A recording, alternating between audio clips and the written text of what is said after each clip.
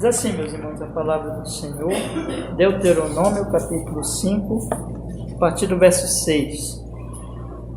Eu sou o Senhor teu Deus, que te tirei da terra do Egito, da casa da servidão. Não terás outros deuses diante de mim. Não farás para ti imagem de escultura, nem semelhança alguma do que há em cima no céu, nem embaixo na terra, nem nas águas debaixo da terra. Não te encurvarás a elas, nem as servirás, porque eu, o Senhor teu Deus, sou Deus zeloso, que visito a iniquidade dos pais nos filhos até a terceira e quarta geração daqueles que me odeiam, e faço misericórdia a milhares dos que me amam e guardam os meus mandamentos. Não tomarás o nome do Senhor teu Deus em vão, porque o Senhor não terá por inocente ao que tomar o seu nome em vão. Guarda o dia de sábado para o santificar, como te ordenou o Senhor teu Deus.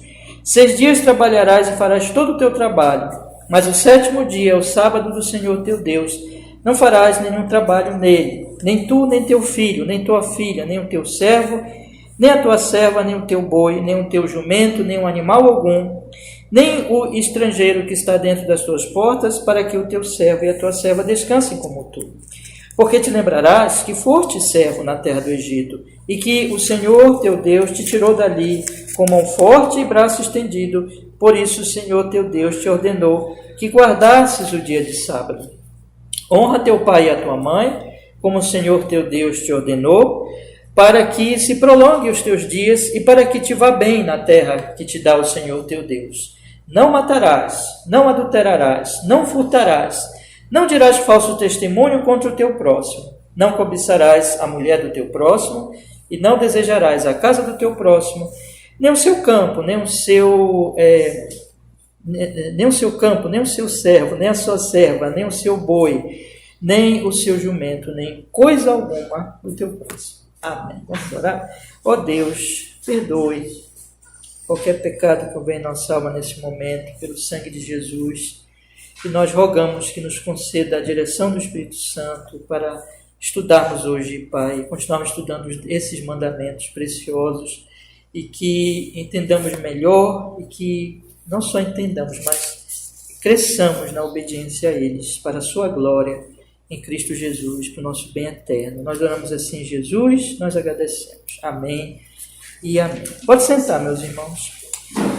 Irmãos, nós estamos numa jornada de estudos dos 10 mandamentos, onde nós vamos, com a graça de Deus, estudar 2 documentos. Estamos estudando 2 documentos, o Catecismo Ortodoxo e o Catecismo Maior de Westminster. E vamos fazendo uma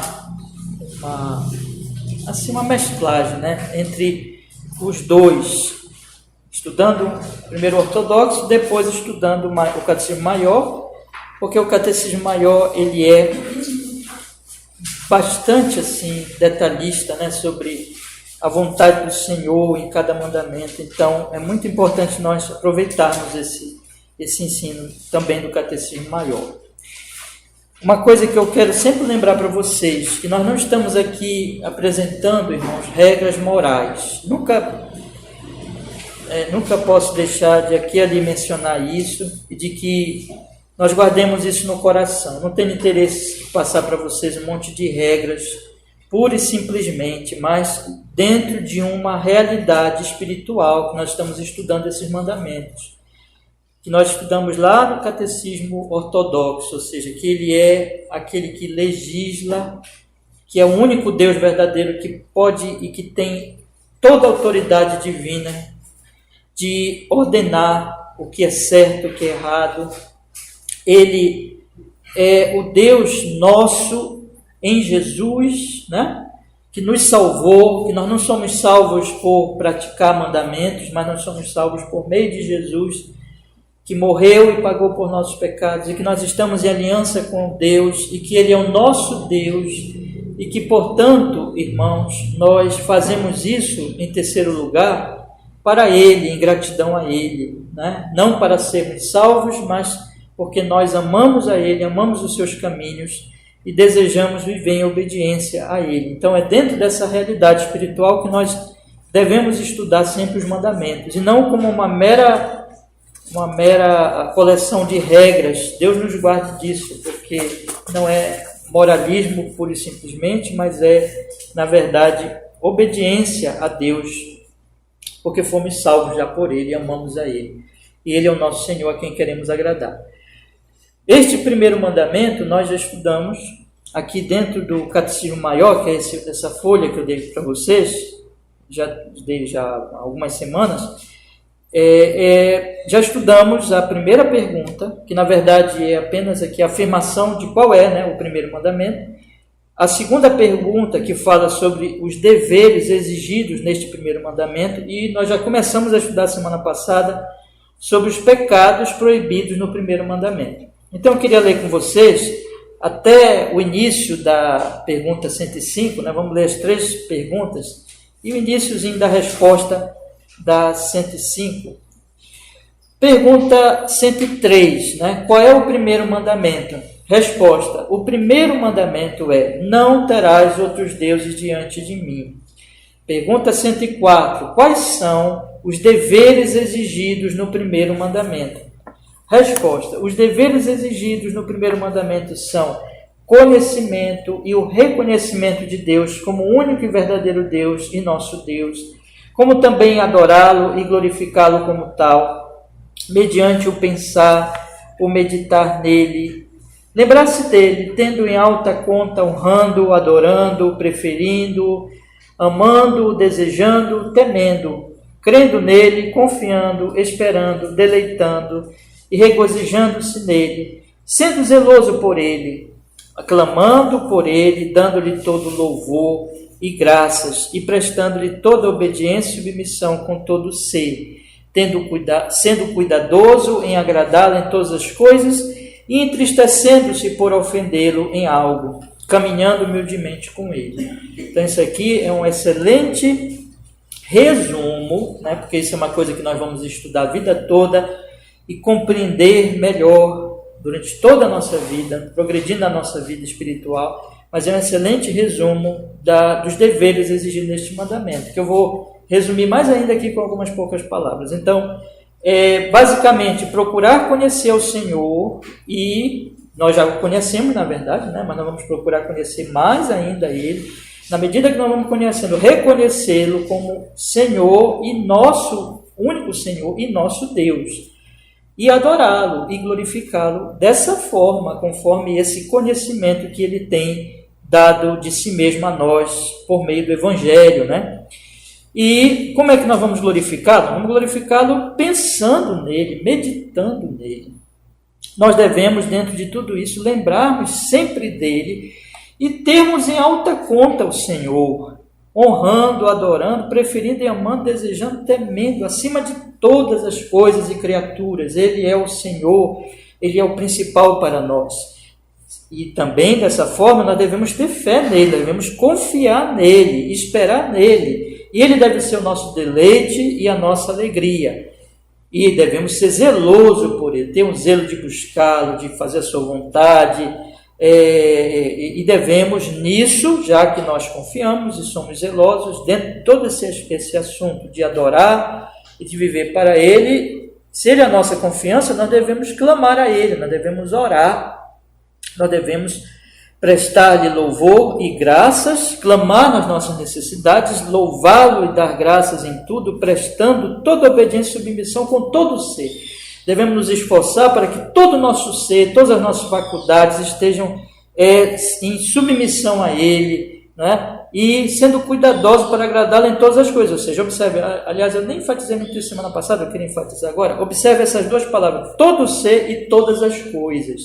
Isso aqui estão casadas, ou seja, todo o meu ser, todas as minhas faculdades, meu corpo e minha alma, e todas as faculdades do meu ser, meu pensamento, meus sentimentos, minhas vontades, tudo que pertence a mim, minha consciência, tudo deve ser levado cativo a Ele, eu devo submeter a Ele, e assim procurar agradá-lo em todas as coisas, tudo que tem a ver comigo, tudo que eu faço, tudo que eu lido, tudo deve ser de forma que agrade a Ele. Por exemplo, eu vou vou fazer uma comida, vou tirar um tempo de lazer, vou trabalhar, o que for. Todas as coisas eu vou fazer de forma a que ele seja agradado e ficar muito triste. Essas coisas também correspondem a um outro detalhe, né? É que, assim como eu quero agradá-lo em tudo, eu não sou perfeito, evidentemente,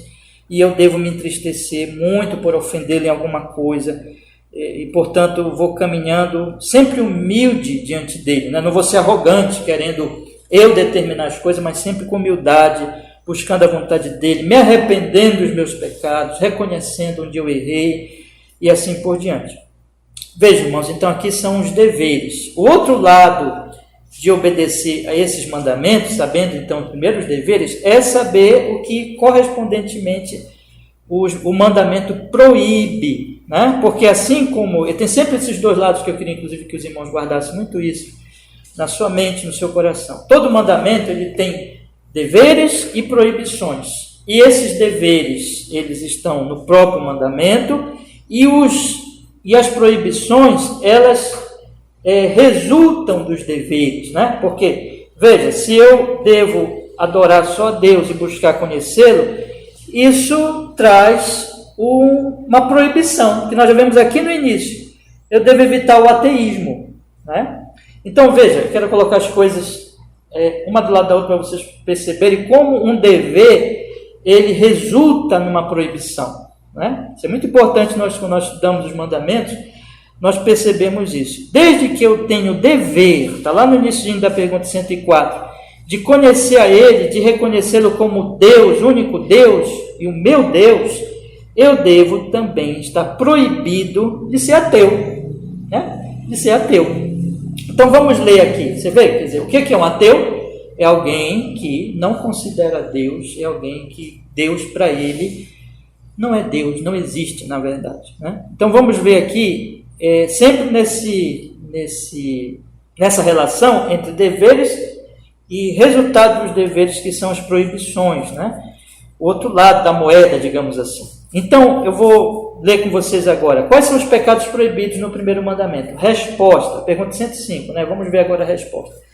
Os pecados proibidos no primeiro mandamento são o ateísmo, negar ou não ter um Deus. Eu já expliquei aqui para vocês, e aqui que nós paramos, que ateísmo ele tem pelo menos duas formas. Ele tem aquela forma de um ateísmo declarado, de um ateísmo até intelectualizado, teórico e confessado, que é um ateísmo que nós vemos muito hoje por parte de certos intelectuais, filósofos e assim por diante, pessoas que dizem que não acreditam em Deus porque elas dão lá os motivos e as razões delas. Bom, Deus não existe. Essa gente considera que um Deus criador, provedor, salvador, não existe. Isso é uma fábula da tradição humana, é um mito criado pelos homens. Então tem muita gente que acredita, que crê nessa história. Não muita gente, em relação à população, na verdade, são poucas pessoas que consideram isso, mas o número não é pequeno de pessoas que são infectadas por esse pensamento louco, porque na verdade esse pensamento, essas pessoas estão lutando muito, muito contra a própria consciência delas, né? Que diz que há sim um Deus, há um juiz, elas vão ter que prestar contas, e elas negam isso com razões, com filosofias, com argumentos, mas que não afogam a realidade, que não podem mudar a realidade, que há sim um Deus, né? Basta ver, que eu já disse aqui algumas vezes, as pessoas quando passam o mínimo sufoco dizem logo, meu Deus, né? É porque elas estão lutando contra a própria consciência, porque a Bíblia mostra que Deus colocou lá no homem um senso de Deus, digamos assim, né? Que há um Deus. O homem sabe que há um Deus, sim, né? Então o ateísmo teórico, ele é alguma coisa que é uma luta intelectual contra uma realidade que tanto se expressa em tudo que se vê, né? Como Paulo diz em Romanos capítulo 1, Salmo 19, que diz que Deus, as marcas de Deus estão na criação, a sua divindade, o seu poder, Não há a linguagem de não se ouça a sua voz, lá no Salmo 19 diz, então, para onde nós olhamos um pássaro, as criaturas de Deus revelam Deus, então eles estão lutando contra isso, como eles estão lutando contra a própria consciência deles, de que há um Deus, por argumentos tolos, na verdade,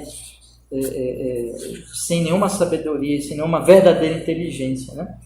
Mas eles se acham grandes intelectuais e assim por diante. Mas existe, então, esse tipo de ateísmo teórico, intelectualizado, mas existe um outro ateísmo mais perigoso, irmãos, que esse é o que está no homem, em geral, na população em geral, naqueles que não frequentam faculdade, nem nesses assuntos aí, que nem leem nada disso, mas a vida deles, eles até dizem que acreditam em Deus, eles até confessam um Deus, eles até podem ser cristãos, entre aspas, ou seguirem uma religião, mas a vida deles nega que existe Deus. Esse é o ateísmo.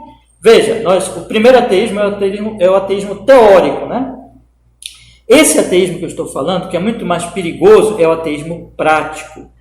O homem vive como se Deus não existisse, como se não houvesse realmente Deus. Esse é o ateísmo prático. Então, levanta de manhã, vai tomar um café, vai trabalhar, depois volta para casa, e eles, estão nem aí para Deus. Deus não existe. Deus não é ouvido, não é obedecido. Eles podem até ter uma religião, um ritual, eles vão ali numa igreja, ou eles têm um ritual religioso deles, mas aquele Deus é Deus da cabeça deles. Mas o verdadeiro Deus eles negam. Eles tentam acalmar também a consciência deles, dizendo, mas eu acredito em Deus, eu me esforço para obedecer a Deus, eu vou lá na minha igreja, eu faço isso, faço aquilo, eu ajudo uma pessoa, ajudo outra. Eles não negam que existe Deus, como o primeiro caso lá que eu falei, mas não existe para eles. Na prática não existe. Quando eles ouvem o Evangelho, eles escarnecem, não querem saber de Cristo, e eles vivem a vida deles como se realmente não existisse Deus. É o ateísmo prático. Então, eles nem buscam o conhecimento de Deus. Lembra o dever? Buscar, conhecer e reconhecer. Eles não buscam esse conhecimento. Deus está se revelando na criação. Aquilo que Paulo diz, citando de novo Romanos 1, Paulo diz que os homens negam a revelação na criação e na própria consciência deles, Romanos 2, e aí eles negam, eles não buscam conhecer esse Deus, e quando o evangelho é pregado a eles, de repente eles vão numa igreja e ouvem a pregação da palavra de Deus, ou eles ouvem por um cristão, também eles negam, também eles escarnecem, também eles não querem saber, eles não buscam conhecer e eles não reconhecem. Esse Deus aí não é o Deus que eu acredito, tenho outro Deus, eu tenho uma outra concepção sobre Deus, um outro entendimento sobre Deus, e esse Deus não me perturba nos meus pecados, né? Porque o Deus verdadeiro é um Deus que odeia o mal, que odeia o pecado, é a luz que mostra os nossos pecados através do Evangelho. Esse Deus eles desprezam, então eles vivem, fazem tudo na vida. O exemplo bastante clássico disso na Bíblia é a família de Caim. Então vocês pegam lá, já li várias vezes aqui com os irmãos, Gênesis capítulo 4, vocês podem ler que Deus não é mencionado lá naquela família. Nem se menciona que eles fizeram um ídolo. É bem interessante isso, né? Que não diz assim que eles fizeram um ídolo, né? Mas Deus não é mencionado ali. Isso significa que para eles Deus não existia. Era um ateísmo prático. Ateísmo prático. Então, esse é mais perigoso que o primeiro, irmãos, porque esse, eu digo isso com temor e tremor. Isso pode estar entre nós. Isso pode estar entre nós. Eu estive dando aqui a aula para vocês de certeza de salvação e falei de presunção de salvação, né? Da falsa certeza. Esse tipo de ateísmo prático está no falso cristão, está no falso protestante, reformado, calvinista, que pode dar o título que quiser para si mesmo, mas se a pessoa não é convertida, não está arrependida dos seus pecados, não realmente ama a Deus e serve a Deus, ela é uma ateia prática. Isso é muito sutil, né? Inclusive esse tipo de pessoa pode até condenar, e pode até criticar o ateu teórico, aquele do primeiro caso, mas ele é tão ateu como esse. Talvez esse aqui seja até mais sincero que ele, né? Esse que pelo menos diz, olha, não existe Deus, eu não acredito em Deus mesmo. Mas esse que diz servir a Deus, diz acreditar em Deus, mas a vida dele, Deus não existe. ele não busca Deus, ele não ora, ele não medita, ele não busca o Senhor. Os mandamentos de Deus poucos são importantes para a vida dele, ele não se importa. Para ele, Deus não existe. A sua religiosidade, as suas devoções ou as suas orações, quando ele é um religioso, são todas, na verdade, rituais, sem vida e sem temor, e sem amor, e sem reconhecimento a Deus, porque, na verdade, se nós lembrarmos de João capítulo 16, que o Senhor Jesus Cristo diz lá, que muitos vão matar os discípulos, acreditando que com isso, estão prestando um serviço a Deus. Haverá, essa linguagem, pessoas que matarão os discípulos acreditando que prestam serviço a Deus. Vocês veem o nível desse ateísmo. Esse ateísmo prático, ou seja, chegar a matar cristãos acreditando que está fazendo em nome de Deus. Que Deus é esse? Não é o Deus da Bíblia. É o Deus da mente deles, que na verdade é uma negação do verdadeiro Deus. Ateísmo prático. Deus não existe, Deus é negado. Esse ateísmo, irmãos, aqui que eu quero fazer uma correspondência muito importante com vocês, esse ateísmo levará à idolatria. Porque vamos fazer aqui uma definição da idolatria, que está aqui no nosso Catecismo Maior. Vamos ler? Eu vou ler desde o início e vou entrar na idolatria, tá? Os pecados proibidos no primeiro mandamento são ateísmo, negar ou não ter um Deus. A idolatria, ter ou adorar mais do que um Deus ou qualquer outro associado com o verdadeiro Deus ou em lugar dele. Aqui está uma definição muito boa de idolatria. Vamos ler os textos, irmãos, aproveitar, não é? Jeremias, capítulo 2, versículo 27. Jeremias, capítulo 2, versículo 27.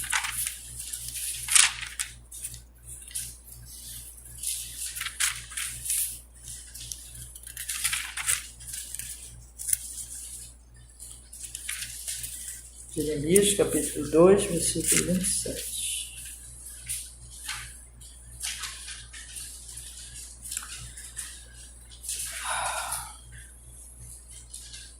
Que dizem ao pau: Tu és meu pai, e a pedra, tu me geraste.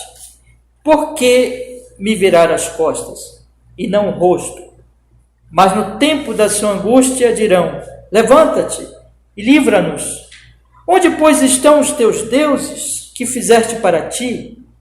Que se levantem e te podem livrar no tempo da angústia, porque os teus deuses, ó Judá, são tão numerosos como as tuas cidades. Meus irmãos, guarde isso aqui. Os teus deuses são tão numerosos como as tuas cidades. O nosso coração é uma terrível fábrica de ídolos. E agora o Senhor diz: onde estão os teus deuses? Que eles te livrem, mostrando a loucura disso. Porque esses deuses são criações humanas. Olha, Deus é o Criador. O ídolo é uma criatura do homem.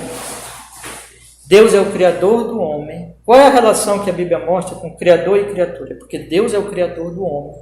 E o homem deve adorar a esse Deus Criador. Mas o homem, ele adora a criatura. E ele cria dentro de si uma visão dessa criatura como se ela agora substitui o Criador. Então a criatura passa a ser o Deus dessa pessoa. Mas isso é uma criação humana. Isso é uma loucura dos homens. Por isso que Deus diz aqui que eles te salvem agora. Eles não podem salvar. Porque isso é loucura. E isso é uma coisa que não acaba, irmãos. Cada pessoa, cada cidade tem o seu ídolo. Cada ser humano cria um ídolo para si. Isso não acaba. Isso é uma fábrica que não fecha. É uma fábrica de ídolos. É o coração dos homens. A idolatria, vamos ler também aqui, nós lemos Jeremias, vamos ler 1 Tessalonicenses, capítulo 1, versículo 9, por favor, meus irmãos. 1 Tessalonicenses, capítulo 1, versículo 9, diz assim a palavra do Senhor. 1 Tessalonicenses, capítulo 1, versículo 9.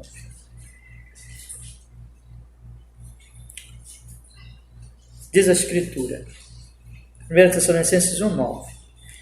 Porque eles mesmos anunciam de nós qual a entrada que tivemos para convosco, e como dos ídolos vos convertestes a Deus para servires ao Deus vivo e verdadeiro. Paulo está dizendo aqui que esses ídolos, eles são, digamos assim, melhor que eu estou dizendo, as pessoas se convertem deles para Deus. A conversão, ela é um abandono dos ídolos, para que a partir de então Deus seja servido, o Deus vivo e o Deus verdadeiro. Então você sai da loucura e da sua imaginação louca de criar ídolos para si. Você percebe que aquilo é uma loucura, você abandona, você deixa, você converte-se de um para o outro, do seu ídolo para Deus e para servir ao Deus vivo e verdadeiro. O que o nosso Catecismo Maior diz agora aqui, que eu quero então explicar agora, tendo lido os textos das Escrituras, com base neles, é que a idolatria é ter ou adorar mais do que um Deus, ou qualquer outro associado com o verdadeiro Deus, ou em lugar dele. Tem algumas coisas aqui importantes que nós devemos dizer que é idolatria. Vamos lá. O que é idolatria? Primeiro, é ter ou adorar mais do que um Deus. Então, as tuas cidades, vocês têm tantos deuses como tem as suas cidades. São vários deuses. Adorar vários deuses. Muitas coisas, elas disputam no nosso coração a adoração que deve ser dada unicamente a Deus. Mas ter ou adorar mais do que um Deus, né? Ou qualquer outro associado com o verdadeiro Deus ou em lugar dele. Então tem aqui a questão de que não há somente um Deus, mas outro está associado com o verdadeiro Deus. Então vamos explicando aqui em parte. É ter ou adorar mais do que um Deus. Isso aí pode ser um número grande de deuses, divindades, e para a pessoa ela pode dizer assim, mas eu adoro a Deus, mas ela está adorando muitas outras coisas junto com Deus, né? Isso, portanto, é idolatria, né? E de fato ela não está adorando a Deus. Outra situação que está ligada a essa, ou qualquer outro associado com o verdadeiro Deus, né? Então, existe e aquilo que eu acabei de falar para vocês, mas aqui está mais esclarecido, existe uma associação entre o verdadeiro Deus e um ídolo, que é a criação dessa pessoa, a idolatria também, e outra situação ainda, ou em lugar dele, ou seja, a pessoa, ela realmente nem mesmo diz que adora a esse Deus, mas ela adora um outro Deus, uma outra divindade, que na verdade é uma criação da sua mente. Então temos essas três aqui formas de idolatria. Vou repetir. Primeiro, são vários deuses adorados, ou pelo menos mais que um, né? Adorado. Ou algum Deus, alguma divindade associada com o verdadeiro Deus. A pessoa diz assim, não, eu adoro o verdadeiro Deus, mas ela está junto com Deus, junto com o verdadeiro Deus, adorando um outro Deus criado por ela.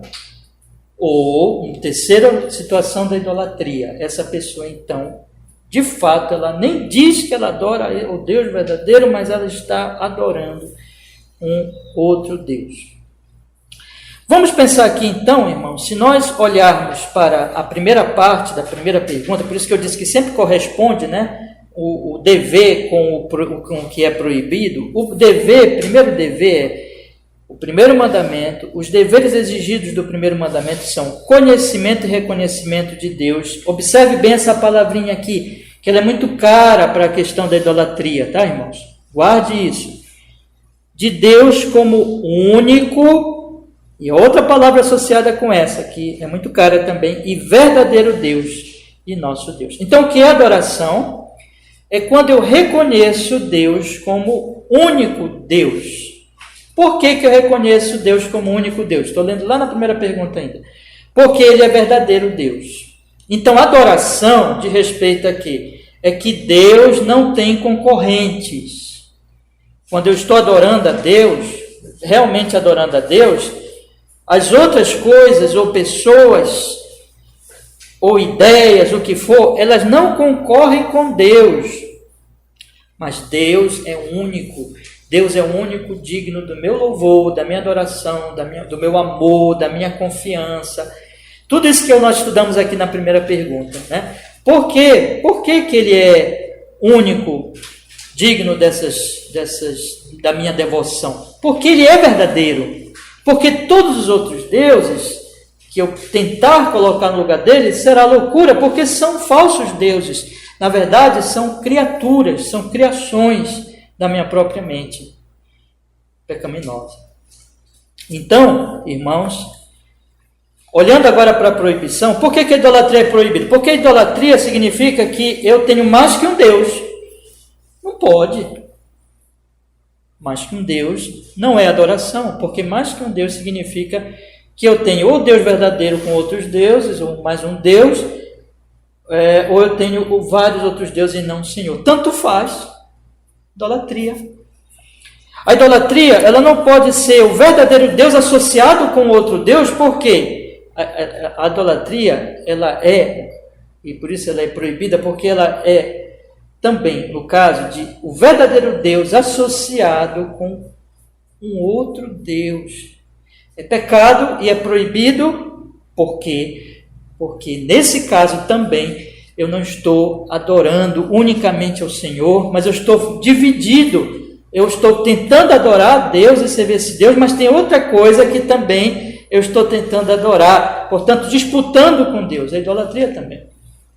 E a idolatria é quando então eu, de fato, deixo Deus e passo a adorar mesmo uma outra coisa. Como eu coloquei, um outro associado com o verdadeiro Deus ou em lugar dele. A idolatria também é quando uma outra criatura ela se torna exclusiva para mim e não o único e verdadeiro Deus. Então, vocês entenderam o que é idolatria? Então, quando acontece a idolatria ela é um pecado e ela é proibida porque ela quebra o meu dever de adorar o único Deus e verdadeiro Deus. Ela pode acontecer quando eu tenho muitos deuses, significa que eu não posso, é impossível eu adorar o único Deus, se eu estou tendo vários deuses, mais que um Deus, né? Ela quebra também o dever no caso. Primeiro caso é esse. Segundo caso, quando eu estou adorando a Deus, digo que estou adorando a Deus, eu estou me esforçando para adorar a Deus, sendo que eu estou junto com Deus adorando uma outra coisa, ou pessoa, ou criatura. Não estou adorando só a Ele. E ela é também idolatria quando finalmente eu deixo de adorar Ele mesmo, ou no caso de uma pessoa que deixa mesmo de adorá-lo, e eu adoro uma única coisa, ou uma única criatura. Aquilo é exclusivo para mim, não são vários deuses, é aquilo ali. Mas é idolatria também. Só não existe idolatria, portanto, quando no meu coração eu estou voltado para adorar e para servir o único e verdadeiro Deus. Isso é muito interessante, porque como nós lemos lá em Jeremias, o coração humano ele fabrica ídolos rapidamente, em grande quantidade. Nós devemos ter muito cuidado para que as coisas não se tornem ídolos para nós, de maneira que muita coisa eu adoro, estão disputando na minha vida, ou alguma coisa passe a disputar com Deus. ou chegue à grave situação em que eu adoro realmente essa coisa ou essa criatura e não a Deus. Isso pode acontecer, meus irmãos. Eu quero dar aqui algumas possibilidades, né, de ídolos. Isso pode acontecer com uma ideia, com uma ideologia, com uma certa intelectualidade, ou filosofia, ou pensamento humano, em que esse tipo de ideia, ela passa a ser, digamos assim, um ídolo, em que tudo que eu faça corresponde a essa minha filosofia, ou ideia, ou ideologia. Em que não mais a palavra de Deus, não mais os mandamentos do Senhor, os princípios do Senhor, mas uma ideia humana, um pensamento humano passa a ser direcionadores de todo o meu viver, que vão dar sentido ao meu viver. Pode acontecer na própria mente do ser humano, né? Isso pode acontecer em termos, meus irmãos, de um desejo, de um vício, de um prazer, em que um certo prazer ele passa a ser um ídolo para mim, seja o sexo, seja as drogas, seja o que for, né? Alguma coisa que seja joguinho, né? Um joguinho de celular, ou estar no celular. Isso aqui eu não vou pegar porque está gravando. Isso aqui é um ídolo de muita gente, celular. Tem gente que se o celular pifar, a pessoa morre. Não literalmente, mas morre assim, fica totalmente... Pode viver, pode passar aquele dia, um terror para ela, né? Irmãos, porque aquilo tem um elemento de prazer, né? Pode ser um objeto, pode ser uma pessoa, objeto, pode ser a minha casa, pode ser um carro, pode ser os meus bens, o meu dinheiro, ou o conjunto, né, dos bens materiais. O homem avarento é aquele que, lembra que Paulo diz, o amor ao dinheiro é a raiz de todos os males. Ele ama o dinheiro, ele ama os bens materiais, ele considera aquilo seu Deus. Pode ser uma pessoa, pode ser uma pessoa, pode ser o pai, a mãe, o marido, a esposa, o filho, o amigo, namorado, namorada. Pode ser, aí a gente vai avançando, né? Pode ser a pátria, né? Existe o patriotismo, existe o nacionalismo, essas coisas, elas podem... Existe uma certa, como é que eu posso dizer assim? Um certo legitimidade no patriotismo, mas quando a nação passa a ser um ídolo, é o que está, por exemplo, acontecendo agora, possivelmente, né? Ou se tenta fomentar isso no caso lá dessa guerra atual. Questão nacionalista. Quando a nação passa a ser um ídolo, pode ser, irmãos, um partido ou uma ideologia política. Já falei um pouco de ideologia lá atrás, mas tudo isso se envolve aqui. E esse é um ponto que devemos discutir bastante nesses dias, em que a polarização política no nosso país está grande demais. Nós estamos num ano de eleição, e isso está atingindo fortemente, mas fortemente, os cristãos. Fortemente, inclusive os reformados, na questão desse debate de direita e esquerda, em que nós percebemos claramente um risco muito grande aqui, então, que um lado político, ou que um candidato, ou que alguém da política passa a figurar, passa a prefigurar um ídolo para nós. De maneira que tudo que está envolvendo essa pessoa ou esse lado da política passa a ser adorado. Isso é muito comum na história da humanidade, na história dos reinos, Antigo Egito, a história do Brasil também, isso é comum dos seres humanos, quando a gente passa a adorar. Você vê que pessoas falam às vezes de político como se os políticos fossem deuses, e brigam por eles, e morrem por eles. Esse debate horroroso, direita, esquerda, em que parece que um lado é divino, é uma divinização, né? Vamos dizer assim, é colocar como um ídolo um lado da política ou da ideia política, que na verdade não deveria fazer parte de nós, por quê? Porque eu não sou nem direita nem esquerda, eu sou cristão. Eu sou cristão. Nem a direita, nem a esquerda, porque ambos têm os seus ídolos.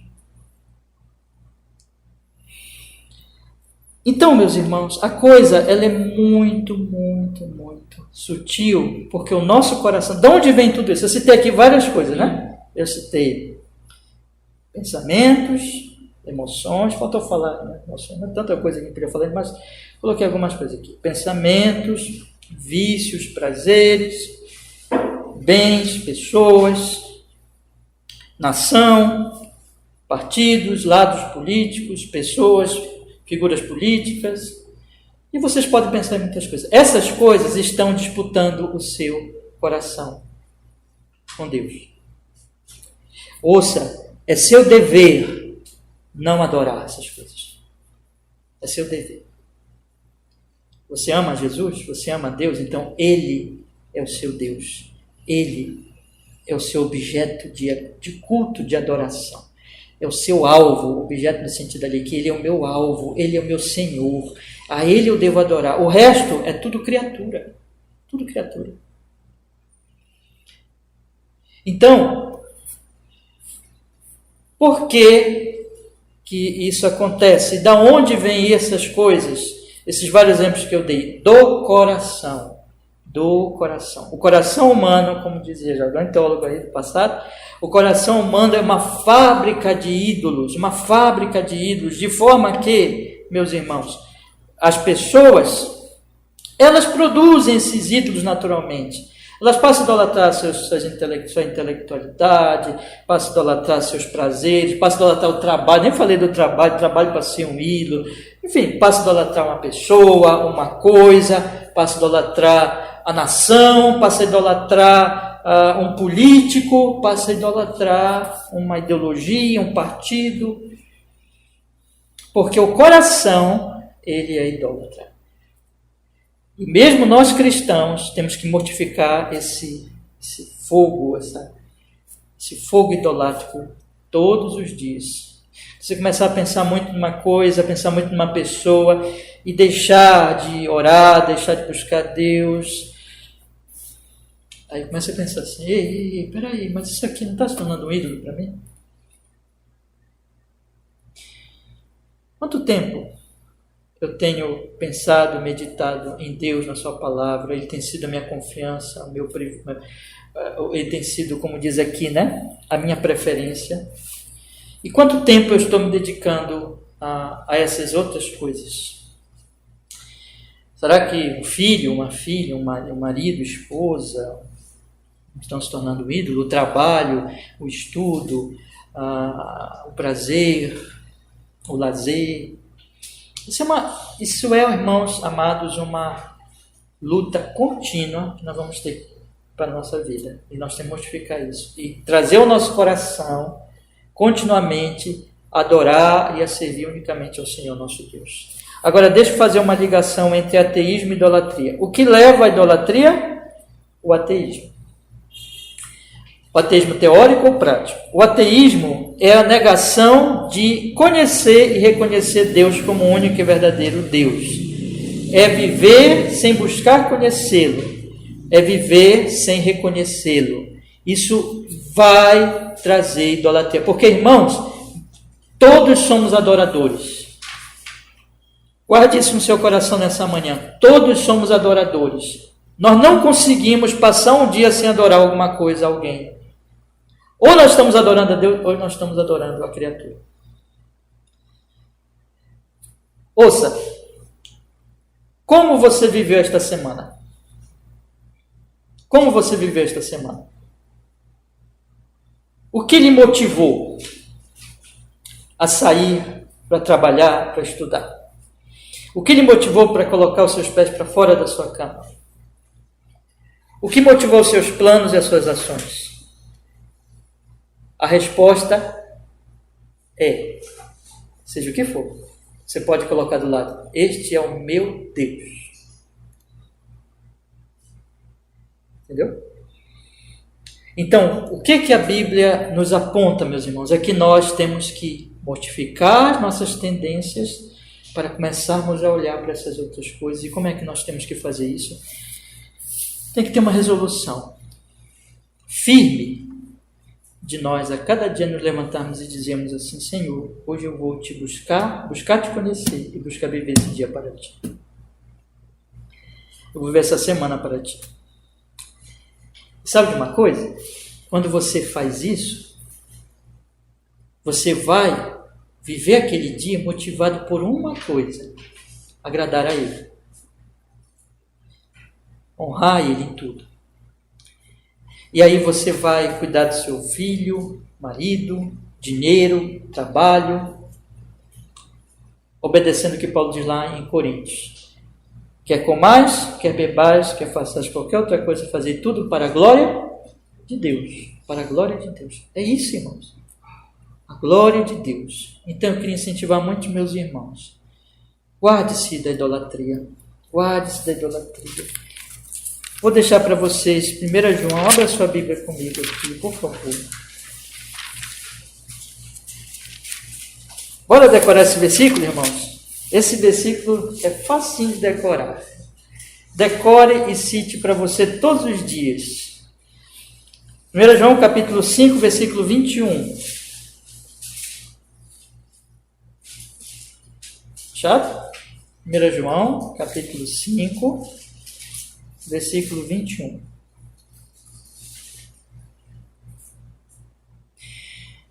Filhinhos, guardai-vos dos ídolos. Amém. Filhinhos, guardai-vos dos ídolos. Amém. Aqui está. Então, levante todo dia de manhã e diga assim: Senhor, eu não quero fazer isso só para ganhar dinheiro, ou para agradar o fulano, o ciclano, para agradar meu patrão, mas eu quero fazer tudo para o Senhor. Eu quero fazer tudo em honra e glória ao Senhor. É isso. O assunto é extremamente extenso e se aplica a toda a nossa vida, mas eu deixo aqui esses princípios gerais aos irmãos. Vamos continuar para o nosso catecismo maior. Tem alguns minutos ainda, eu vou avançar mais um pouquinho. Então, nós já estudamos aqui que os pecados proibidos no primeiro mandamento são o ateísmo, que é negar ou não ter um Deus, a idolatria, ter ou adorar mais do que um Deus, ou qualquer outro associado com o verdadeiro Deus ou em lugar dele. E aí vamos avançar mais um pouquinho. Qual é o outro pecado proibido?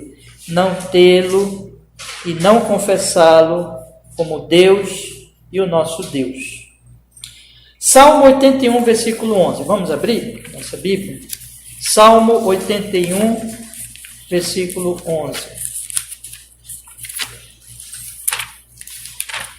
Salmo 81, versículo 11.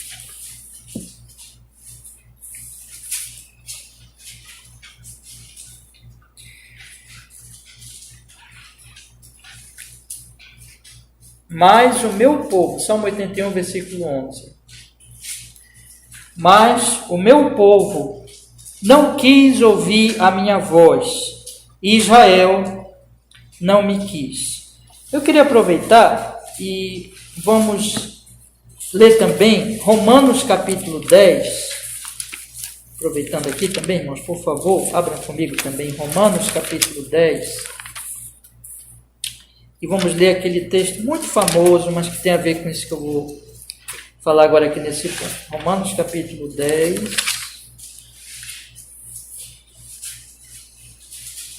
Versículo 9.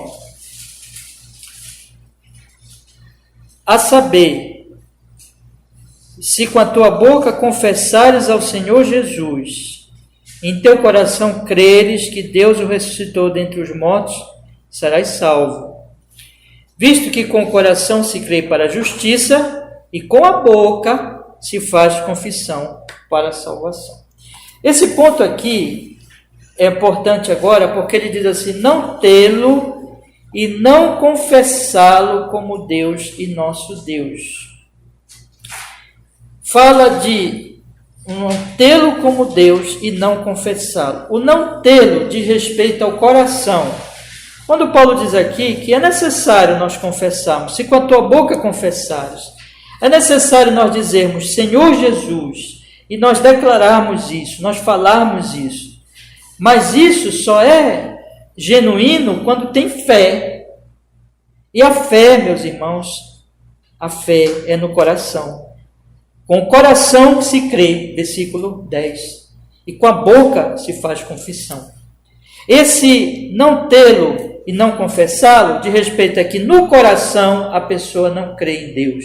No coração a pessoa é uma ateia prática ou teórica.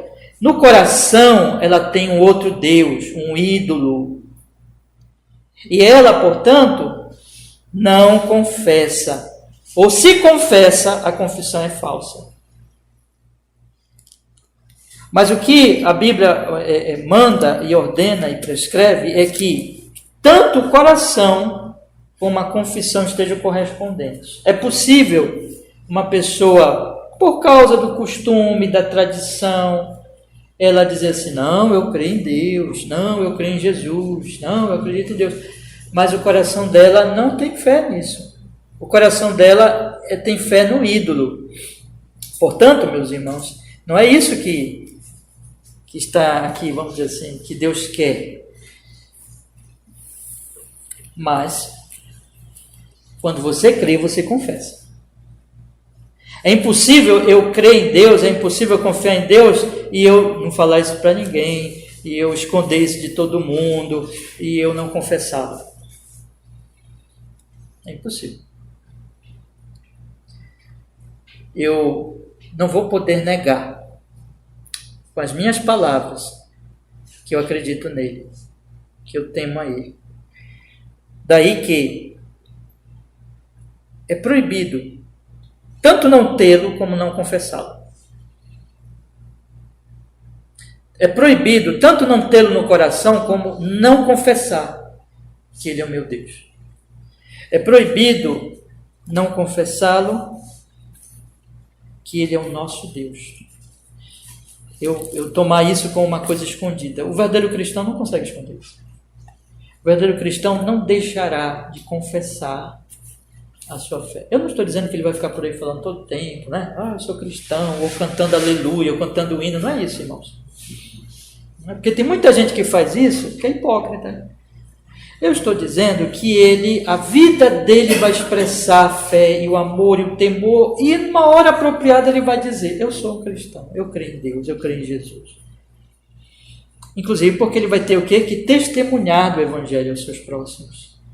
Ele vai ter que proclamar o Evangelho aos seus próximos. Então, é proibido não confessar. É proibido esconder.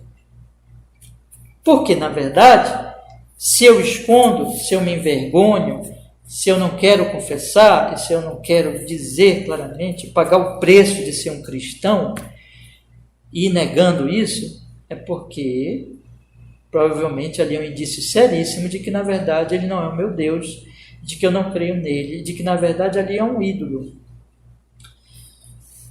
Há um ídolo que está tomando conta da minha vida, do meu coração. Então, o Salmo 81, versículo 11, ele diz que: mas o meu povo não quis ouvir a minha voz, Israel não me quis. Que coisa triste. As pessoas ouvirem, mas não quererem ouvir. E as pessoas não quererem Deus.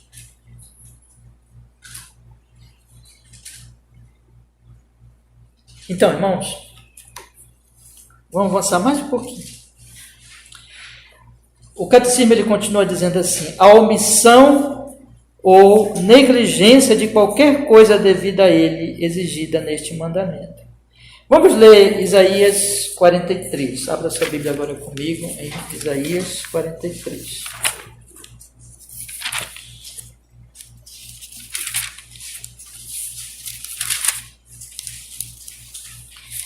Isaías 43, versículo 2.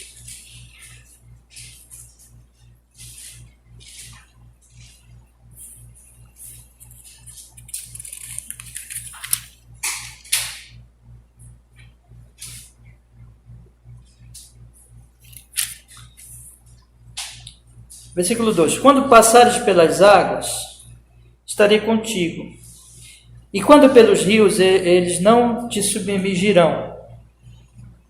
Quando passares pelo fogo, não te queimarão, nem a chama arderá em ti. Versículo 22 e 23 agora, por favor. Contudo, não me invocaste a mim, ó Jacó, mas te cansaste de mim, ó Israel. Não me trouxestes o gado miúdo dos teus holocaustos, nem me honraste com os teus sacrifícios. Não te fiz servir com ofertas, nem te fadiguei com incenso. E veja que então o povo se omitiu no dever ao Senhor. Então é um outro ato proibido. Na verdade não é nem ato, né? É negligência, deixar de fazer. A omissão ou negligência de qualquer coisa devida a ele exigida neste mandamento. Irmãos, aquilo que Deus ordenou nós fazermos, e nós não estivermos fazendo, nós estamos deixando de honrá-lo. Nós estamos deixando de honrá-lo. Nós não estamos tendo ele como nosso Deus. Nós estamos, quando ele diz, não terás outros deuses diante de mim, porque desde que eu não estou honrando a ele, eu estou me omitindo com algum dever. Vamos dizer aqui, né? Não me invocastes a mim, ó Jacó, mas te cansaste de mim, ó Israel. Você tem invocado ao Senhor? Você tem orado? Tem buscado ao Senhor? Por que você não tem orado? Você tem se omitido em outros deveres, em outras responsabilidades suas que você sabe claramente é a vontade dele. Não é uma coisa para você que está obscura, né? Os nossos deveres com relação à igreja, os nossos deveres com relação a irmãos, até mesmo as nossas ofertas, dízimos, envolve tudo isso. Você sabe que aqui a gente não fica falando em dízimo, oferta, porque esse não é o alvo, né? Mas as nossas ofertas, nossas contribuições envolvem isso. Nossos cultos, a nossa frequência ao culto, a nossa adoração, aquilo que nós sabemos que Ele quer que nós façamos, que fazem parte das nossas devoções, da nossa honra a Ele, da nossa dedicação a Ele. Dia do Senhor, contribuições, oração, leitura da palavra, meditação nas Escrituras. Essas coisas, quando nós vamos omitindo, e muitas outras coisas que nós poderíamos citar aqui, a partir do momento que nós omitirmos e nós vamos deixando para depois, nós não vamos cumprindo, com isso nós estamos dizendo que ele não é assim importante para nós.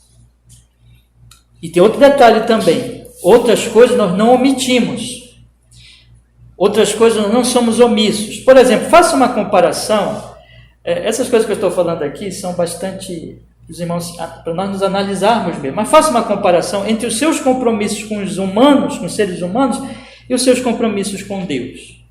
Por exemplo, seu patrão, seu professor, seu marido, sua esposa, seu pai, sua mãe. Faça uma análise entre a maneira como você trata seus compromissos com essas outras, digamos assim, pessoas que estão relacionadas com você, e a maneira como você tem tratado seus compromissos com Deus e a sua expressão de honra a Deus.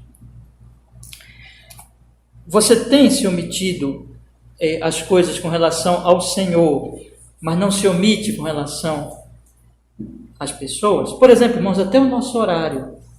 A pontualidade é uma coisa importante no culto. Se nós chegamos atrasados no nosso trabalho, entende? Você percebe que a coisa é muito prática, né? Mas por que nós chegamos atrasados no culto?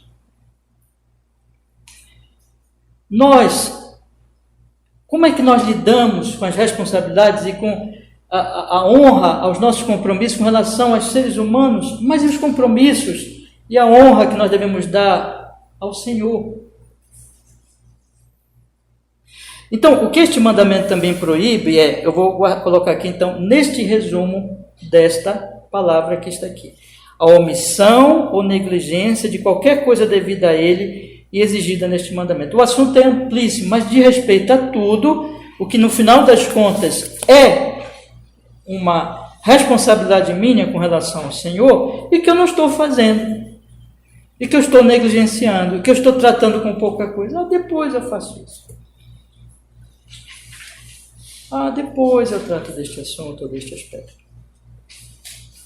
Mas que muitas vezes, quando aquilo de respeito a um ser humano, eu não faço isso. Eu digo, não, eu tenho que fazer isso. Por exemplo, vocês são estudantes, né? Os seus trabalhos de faculdade, do estudo de vocês entregam pontualmente. Mas como está a vida de oração de vocês? Entende? Aqui eu sou responsável e eu sou pontual. Mas aqui, Deus espera. Não, meu irmão. Deus é Deus.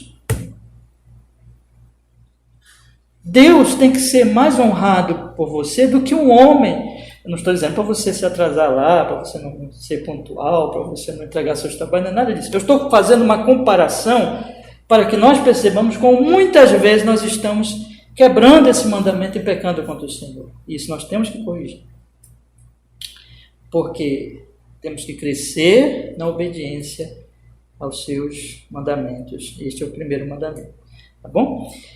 Vou parar por aqui, irmãos. Eu gostaria que vocês tomassem todas essas palavras e todas essas reflexões desta manhã para aplicá-las à sua vida, para meditar seriamente nelas e para que aquilo que você chegar hoje nesta manhã e dizer assim, Senhor, estou errando nisso, arrependa-se e corrija isso imediatamente.